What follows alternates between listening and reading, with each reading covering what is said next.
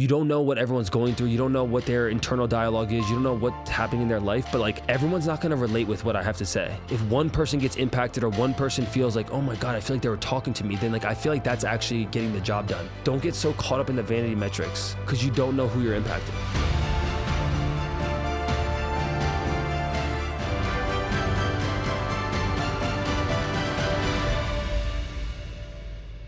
We're here. We're back in the studio. My buddy Fink's in town. Yes, sir. All right, we're gonna run through some Q&A, some stuff from building our community in the newsletter.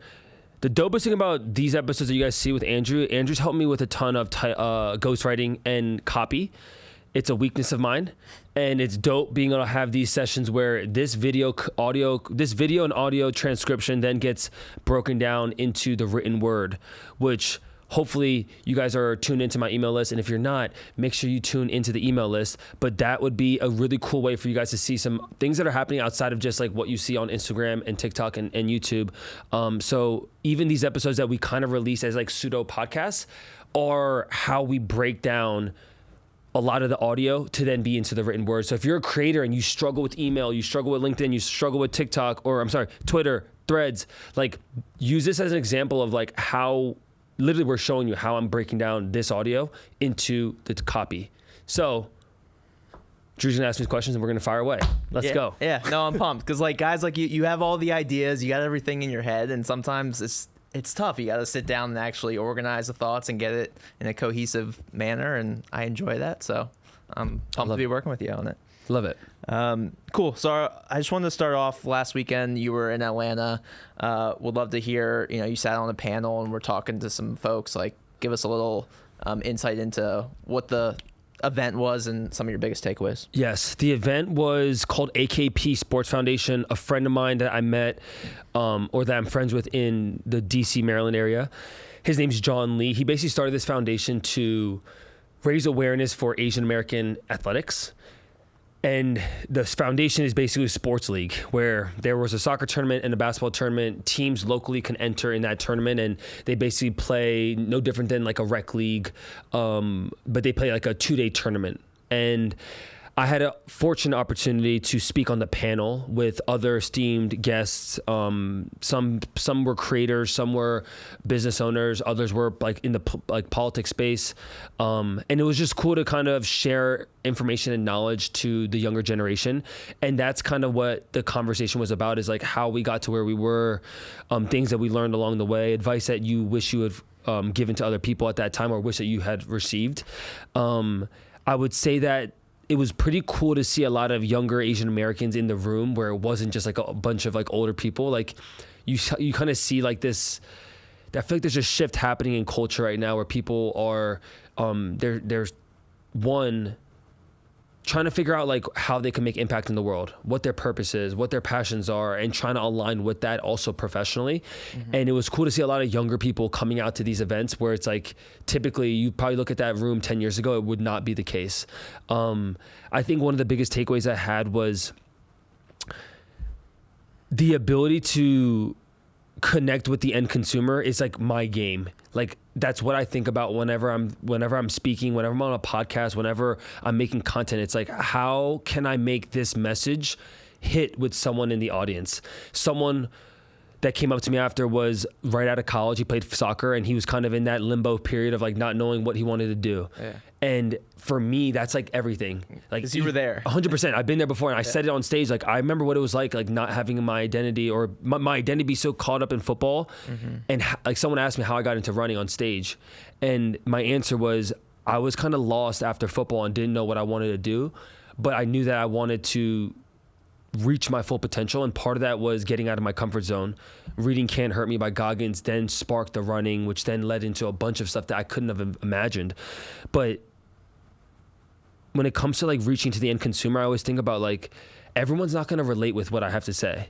Mm-hmm. But if there's one person that does, if one person gets impacted or one person feels like, oh my God, I feel like they were talking to me, then like I feel like that's actually getting the job done, especially in those areas where you don't know what everyone's going through. You don't know what their internal dialogue is. You don't know what's happening in their life. But like, if you can actually impact one person's life in those environments, it makes it that much sweeter, where it's like 99% of the people could be like, I don't really care what he had to say. But if 1% of the people like gets impacted, like it's such a positive thing, because I remember what it's like to be in that position of, damn, like I don't know what's next for me. Mm-hmm. And to hear this young kid who had just gotten done with his soccer career, kind of was interested in like real estate and getting into content, but didn't know where to start. It was really cool to connect with him after. And I think anytime you're putting yourself out there online, it's easy to feel like, oh man, like I only have 2,000 followers. Like no one really cares what I have to say. Mm-hmm. Only 300 people watch the video. But like, if you actually think about how big 300 people are, like you fill up a stage, you could fill up an auditorium. Yeah. But I think it's easy as humans to be like, oh, I'm not worth, I shouldn't say anything because I only have X amount of followers or X amount of people listen to it, you know? Whereas in reality, even in content, like making one person, 2 people get impacted, like it's better than none. Yeah. And I think that's kind of how I would help. That would be my advice for someone else that's a creator. It's like, don't get so caught up in the vanity metrics because you don't know who you're impacting. Totally. And another thing that I was thinking of as you were going through that, and like another way to look at it is that's like the power of the in-person events is like that one guy asked you a question, right? And you were able to like answer that one question for that one person. But I'm sure 20 other people had a similar question and maybe they were too shy to like, you know, raise their hand or whatever. How do you think about that when you're creating content? You're just like looking at the camera and you do have a big following. Even 2,000 people is a lot of people to be like making for sure videos for. But I know a lot of people talk about like make content, like pretend like you're talking to one person, like even in writing, like pretend like I'm writing this newsletter to one person on like a specific thing. And then it just comes out more naturally or whatnot. Do you think about that when you're making your videos? I think yes and no. I think certain videos and concepts are designed to be like, this can impact one person. Mm-hmm. While also still being somewhat general. Okay. But also some videos I think are just like that I make are just also just entertaining that like I don't think maybe no one gets impacted, right? Like I really think that. Like I think do it for you. Yeah. Enjoy it. Like I don't think that I don't know how many people are getting impacted when I do like what I eat in a day. Like I truly think that's a form of entertainment and people for whatever reason like to watch what other people eat. I mean some people might get inspiration off like how I structure my day of eating or the things that I'm actually consuming, but I think when it comes to content, I'm very like multifaceted. I feel like where like I don't just have like one style, and because I've been testing a lot of stuff throughout like, the couple years of doing this, I just feel like now I've gotten an idea of like every series or style is kind of like a different channel.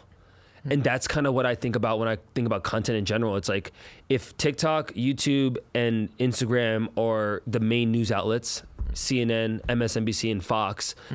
Every hour on the hour, all of those platforms have a new channel, have a new series, have a new host. So when I think about my content, every single series or something that's different, it's like one of those different channels. And I don't want people to just get used to just how I do mile split videos. I want them to understand I do that, but then I also can do a mile challenge, a mic'd up video, a what I eat in a day, a shopping haul video, a podcast clip, a motivational clip, like a vulnerability clip. So it's like 8 different types of content within those platforms of media. And how I think about it is like all of them are different channels. Because I think it's really easy to just get caught up in the one way that you do things and the one way how that's getting the most views and all those things. But then you just become like pigeonholed into just doing that style, where I feel like I've been able to iterate multiple times in the different series. Some do well, some don't. And you kind of run with it, and you have to be willing to test and also be willing to not get as many views potentially as you normally would on a different style. But that's kind of how I think about content. It's like variability within the mediums. Cool. Yeah, no, that sounds good. That's going to be a good clip. I love that. All right. Can you just riff a little bit? You got Boston and London coming up. What are you excited about? Just for like the intro going in, like for the intro for the newsletter this week, I want to talk about just, you know, you're back at it. You're going to like meet up with some people and shake out. For sure. One, I think the biggest thing I could think of just like even outside of these races is just like the feeling of gratitude I have of like my body feeling healthy. Like I mean, being injured sucks. It sucks, dude. It sucks. And I think mentally it can be depleting. I think I was very kind to myself and I showed myself a lot of grace during that time. And I think saying no to Speed Project was like one of the biggest things I could have done to like help myself for this. So that's kind of the first thing, is like how good my body feels to then take on this next challenge is going to be, it's great. Now, obviously, Boston and London are two world major marathons. They're two of the biggest ones that you could ever probably experience. And this is the second time I'm doing Boston, and I'm doing it with a brand, and I'm doing it around more just having fun, really, than like trying to race it. Mm-hmm. And I'm pumped to just kind of be back in Boston. I mean, there's nothing like turning that left turn on Boylston and just kind of like soaking in the vibe. Like, you really feel like an elite athlete when you run Boston, because it's just like that, like the Mecca. Yeah. But I think what's special about Boston too is just like the community build opportunity, like during the race, but also the days prior and the days after. There's so many opportunities just because everything is like done right on Newberry Street, which is right next to Boylston. Like, it's right next to the finish line. Mm-hmm. So the activations, like the amount of people, like old friends and new friends and people that have been supporting me that I get to kind of connect with and meet with through shakeout runs and events and all these things. Like, it's such a beautiful thing because ultimately, like, running is global. People will come from all over the world to come to the Boston Marathon, and like that makes it such a beautiful thing because you never know who you're gonna get a bump into.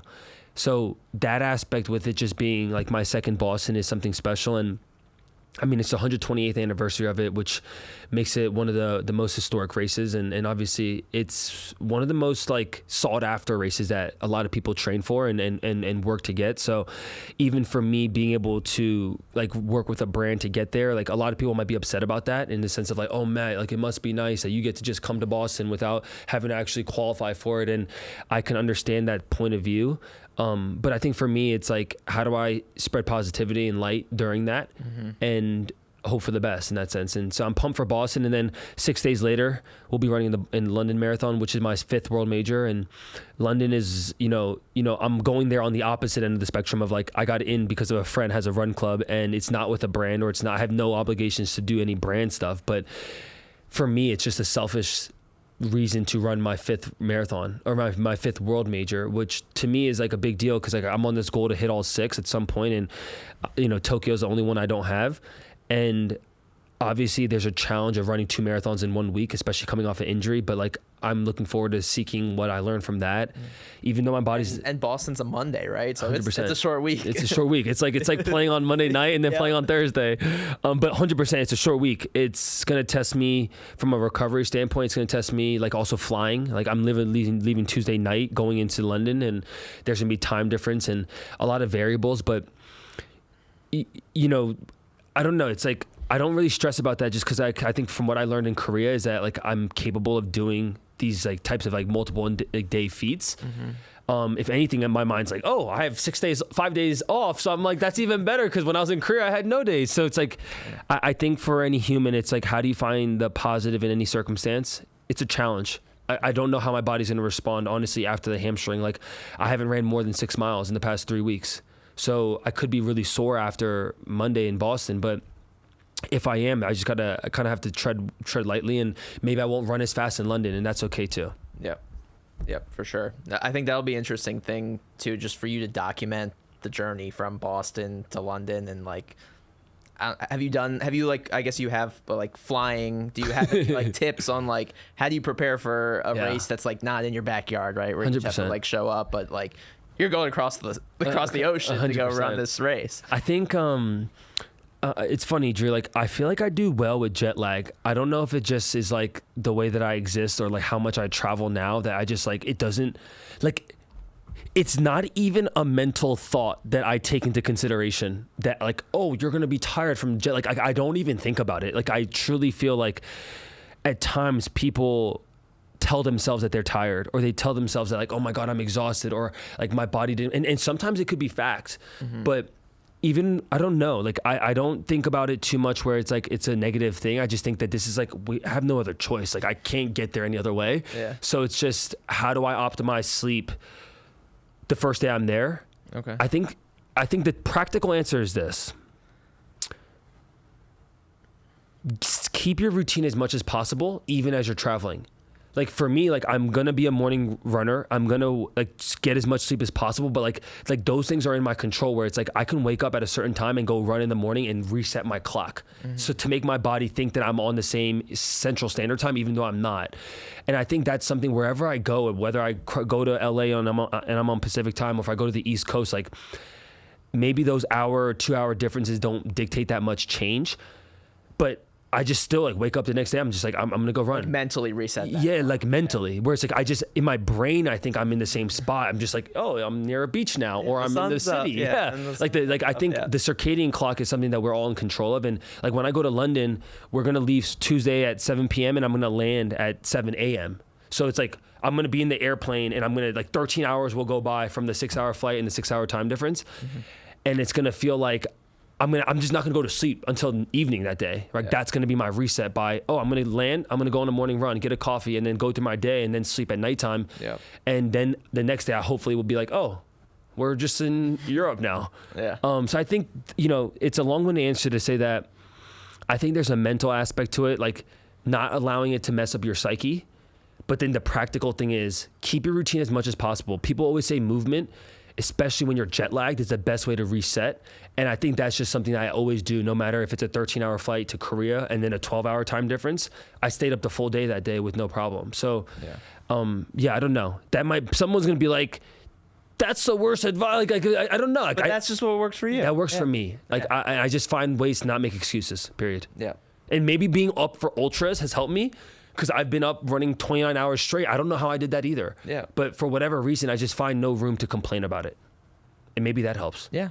And we'll see how it goes. Maybe you hit a wall in London and but or maybe I hit sub 3 at London. And I run the second marathon in 7 days and I run a sub 3. Like, who knows?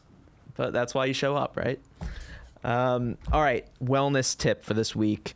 I threw out there how to find a coach. We're talking about a few different things, like how to get started running, how to find a coach, how to put together a program. Any of those speak to you want to touch on? I think the wellness tip should be actually something unsexy. Okay. I think it should be around sleep.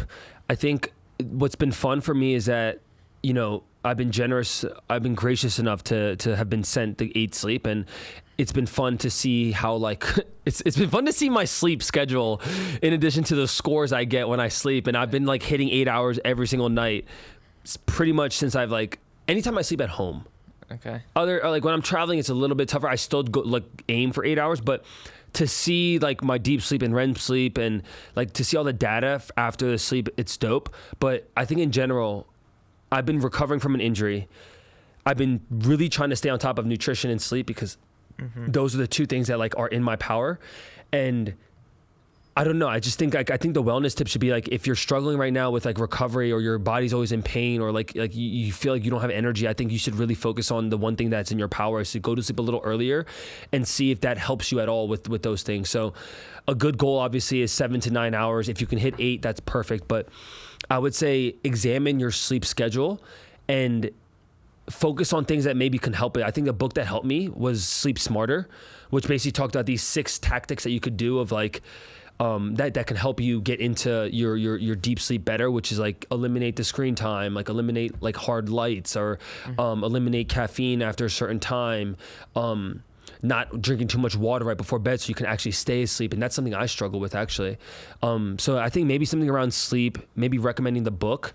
Could you dig into what is do you have a specific routine, a cool a sleep routine, and then also when you were saying 8 hours, does that mean 8 hours on the dot? Does sometimes you sleep more than 8 hours? Love it. Is it alarm clock? What, take them into what you're. Yeah. So first let's talk about routine. So I typically try to get off of the device 45 to an hour before actually sleeping. So if my goal is to sleep at 10:30 or 11 o'clock, then I'll get off the device 45 to an hour before that. In the evening, I like to write, and I like to journal about how my day went. That's been something that's been helped me kind of decompress and slowly wind down. I also read a little bit in the evening, like before I go to sleep. And like I've been reading, like mixing in like the Bible in addition to a book that I'm reading now, The Creative Act. So those have been two kind of literatures I've been reading in the evening. I also just drink like this Korean tea. It's like an herbal tea that I just like kind of slowly, it's just like, that's like a piece of me that just like winds me down as I enter like into sleep mode. And I have a red light in my bedroom, which I just turn on, and it just kind of actively is like that's the only light that's on. Yeah. And if you don't know what red light does, it basically helps, like one, it helps with like nerves and cell regeneration, but it also helps like, it's like a lot less harsh of a light. So like when you wake up and you go to sleep, it's like, it's a better light to kind of get you into like a relaxation mode. Or if you wake up, it's better than having a harsh white like light in your eyes. Right. Immediately when you get up. Yeah. So that's kind of what the routine looks like going into the evening. In terms of actual, so it's not like a set time. You try to get your 8 hours, but sometimes it's 10, sometimes it's 11, sometimes it's 12. Last night I slept at 12, but I woke up at 8. Okay. So for me, like the 8 hours is the priority in terms of sleep. If I sleep at 10, then okay. If I have to wake up and I'm like, tomorrow I'm gonna do a track workout, so like today I'll try to go to sleep a little earlier. Mm-hmm. I'm not like as diligent as some people where it's like they're in bed at 10 every night and then they're up at 6 every single day. Like I just base it off of what's happening in my life. But 8 hours is the goal. Yep. Alarm wise, before I would have my phone be the alarm and I would just put the phone away from the bed. It would be like on like a chair on the other side of the room. So then it makes me like actually get out of the bed to turn it off. But recently the 8 Sleep has an alarm system within the bed. So it warms up the bed in addition to like, there's like a vibrating feeling that like, it's like a slow vibration. So it starts with like little pulses and then it actively gets like more aggressive as like, it's time for you to wake up. Yeah. So that's been how I've been waking up more recently. But the goal has always been 8 hours. And like, if I'm short, if I'm long, like it's just like, I'm just doing it based on how my body feels. Especially after hard efforts and hard workouts, I try to get like a little bit more if I can, but that's typically the goal. Cool. So the first like type of post that I want to do is some kind of like comparison, like whether it's like comparing good versus bad or this versus that. So like, what do you see like good running fundamentals versus bad running fundamentals, or like what's a good warm up routine versus a bad warm up routine? Okay. Kind of like show people, I can give you a few other topic ideas, but I think like I'll keep it general for the warm-up routine. I think a good warm-up routine is something that you can consistently do. Like what that actually consists of is it could be a variety of things, but it's just something that doing something, a little bit of something is better than doing nothing. So I'll kind of talk about like things that I do in my warm-up routine just because it probably will, hopefully it'll resonate. But I think about your warm-up as prepping the muscles that are going to be utilized on the run. Doing body weight movements can help, especially getting you into different ranges of motion. But like if you don't have that much time and like you're already not warming up, then I don't know, man, I might not start with that. Like I would just start with doing hops, like pogo hops.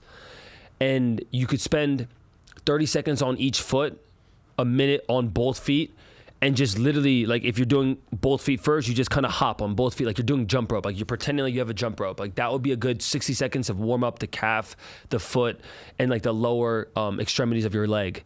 And then you can get into a single foot because running is a plyometric activity. You're jumping from one foot to another. So doing single foot hops for 30 seconds on each foot could be a great secondary piece.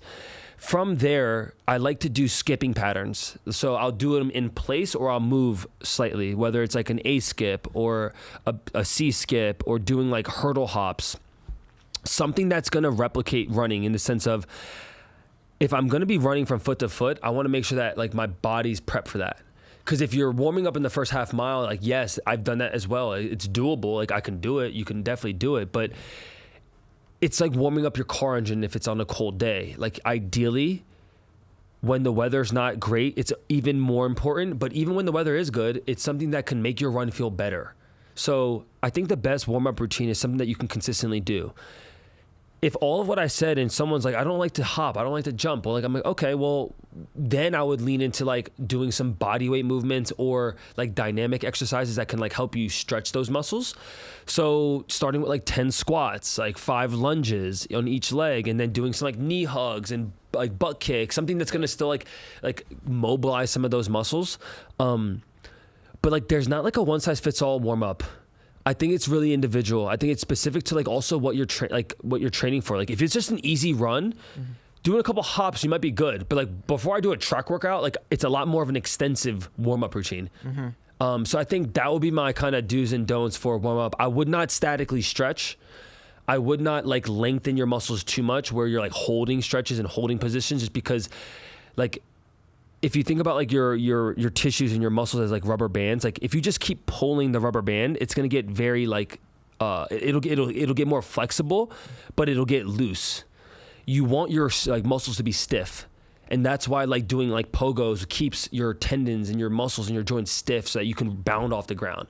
Because then when you have a rubber band that's too loose and like it takes a lot, like you're in the ground too long, you're absorbing into the ground too long, where like you want it to be snappy. Yeah. Because the longer time you spend on the ground, the more chances it leads to injuries. Yeah. So that will kind of be my do's and don'ts on warm up. Okay. Cool. But at the end of the day, consistency, like do what works for you. It's better to have a warm up than to not warm up. Yes. Yeah. Okay. No static stretching though. And no static stretching.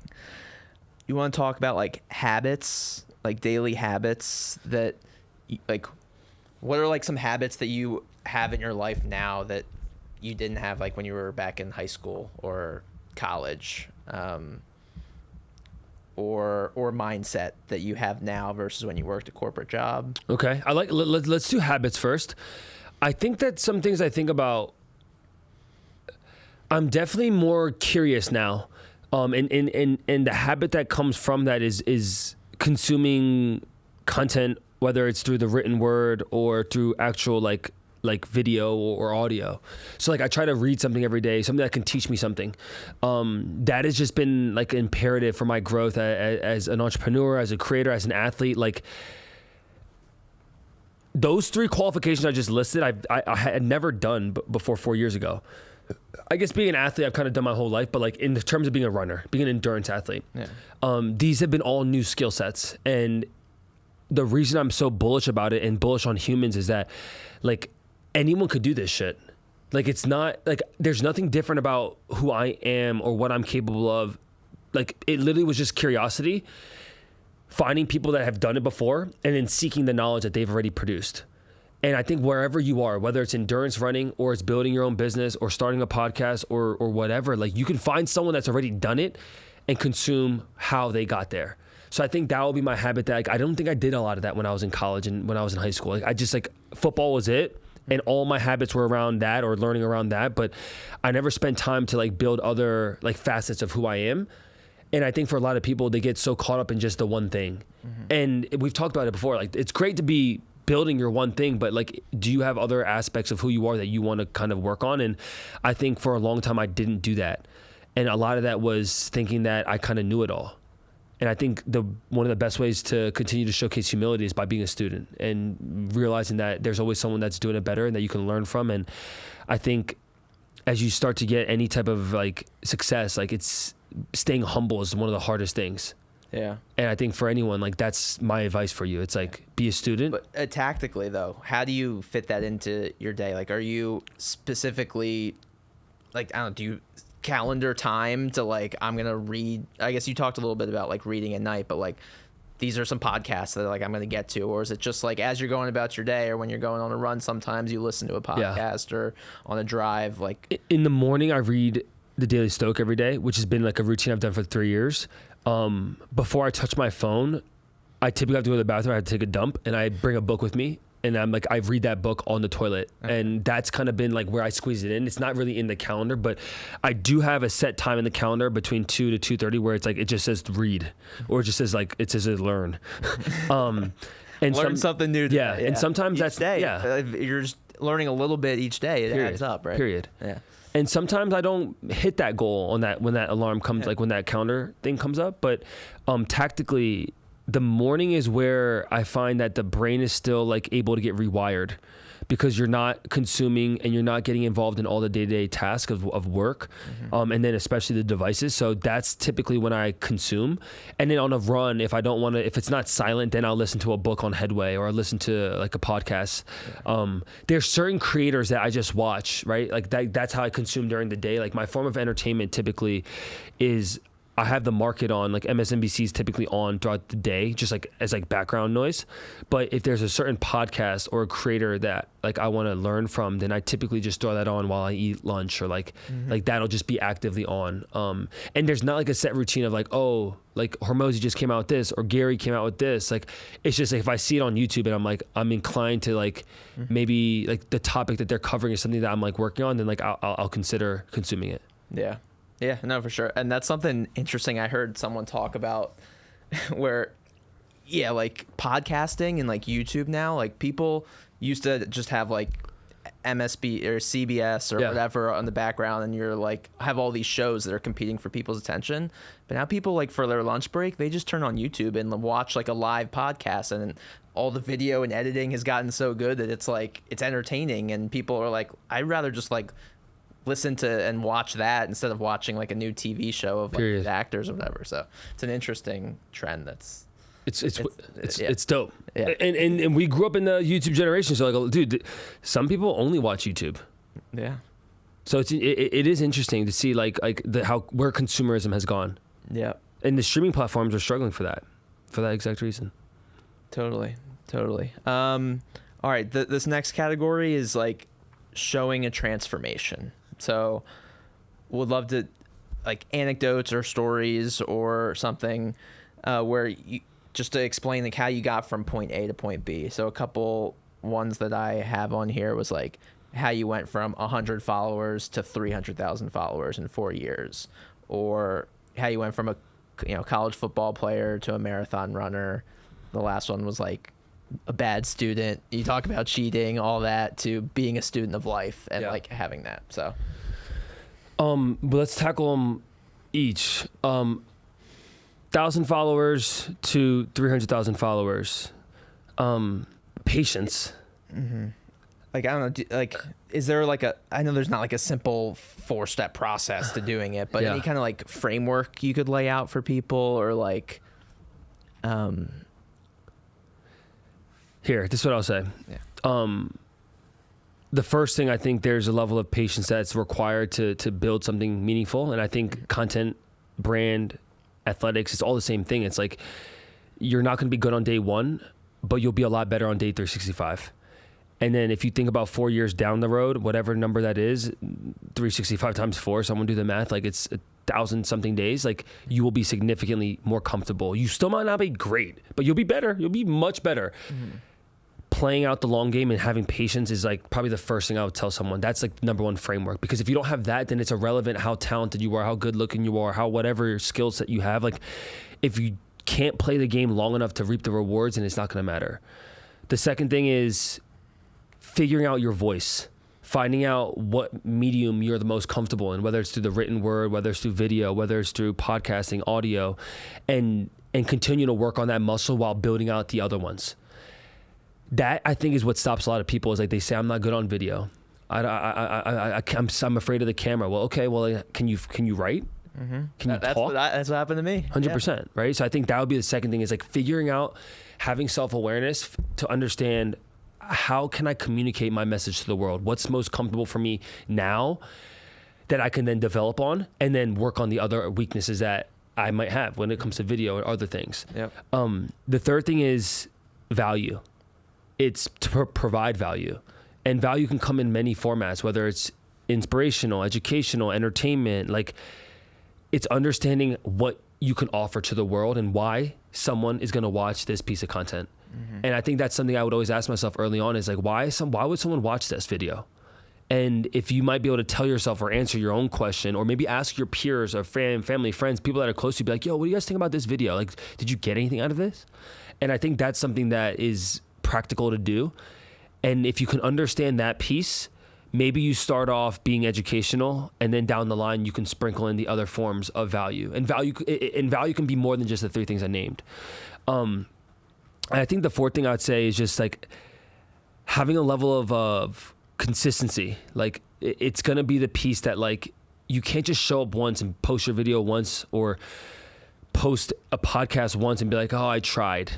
Mm-hmm. Like, to actually see the reward of the patience, you have to put in the reps. And I remember Denzel Washington said this, like, it's like hard works. Hard work works. It's what successful people do. And there's really no way to get out of that. There's no 4-step plan on how to like work hard. It's just like you fucking show up. You have to show up every day, even when you don't want to. And being consistent over a long period of time can help you get success.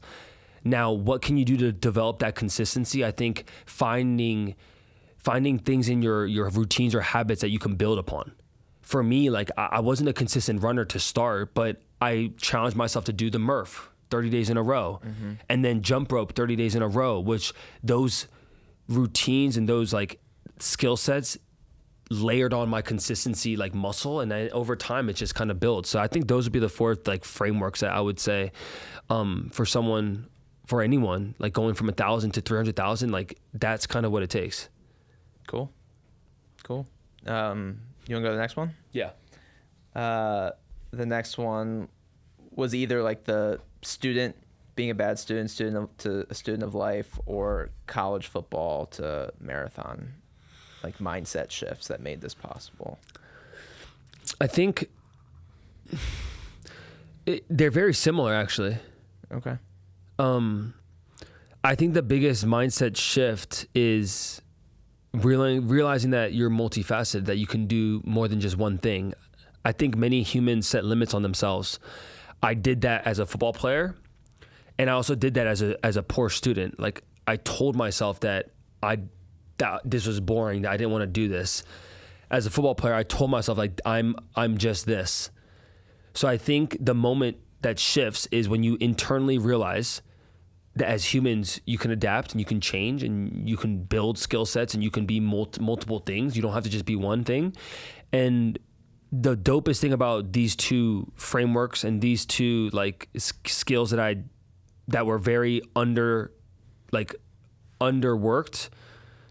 that now have become very like major pieces of my success. It's just an intentional decision to say I want to do more than what I've been telling myself. And I think it's unlearning the limitations that we set on ourselves, that society sets on us, and then relearning new ones. And I think that has been the biggest thing for me. It's like, how did I become a better student? It was by consuming content by people I was inspired by. So it started with people like Gary Vee, people like Alex Hormozy, people like Naval, people like Jim Quick.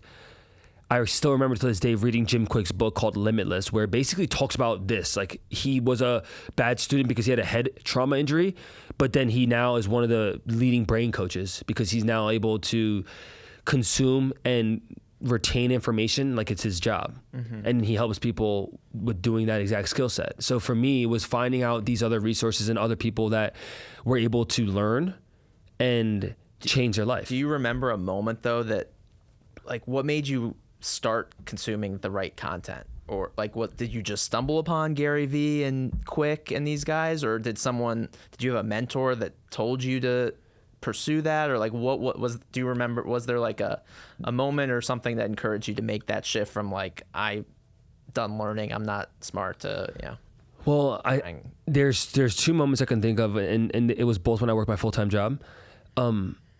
The first one was a former teammate of mine. His name's Hakeem Valles. Yeah. He's talking about yeah. him, yeah. He's the first person that ever showed me a Gary Vee. Like he sent me this Gary Vee video. I honestly wish I remembered. I have to go back to a text chain to figure out which one was the initial one. But Gary was basically just talking about how like life's not over after college. Like it's just begun. And that message just resonated with me, and that brought me into a spiral of consuming all of Gary's shit. All it takes is one of those things to hit. One video. Right. The AC is pumping in here. Yeah, It smells like, funky. are they like They're gassing us out of here. gassing us out? Yeah. That's So Hakeem was a major piece of my growth as like an entrepreneur. In terms of like the moment though, this is actually the book that really changed that a lot for me though, was Rich Dad Poor Dad by Robert Kiyosaki. Yeah. Great book. Yep. And that was like the first time where I realized that someone that also was a poor student, Kiyosaki, that had now turned himself into a multi-millionaire, if not more, by changing just the way he thought about work.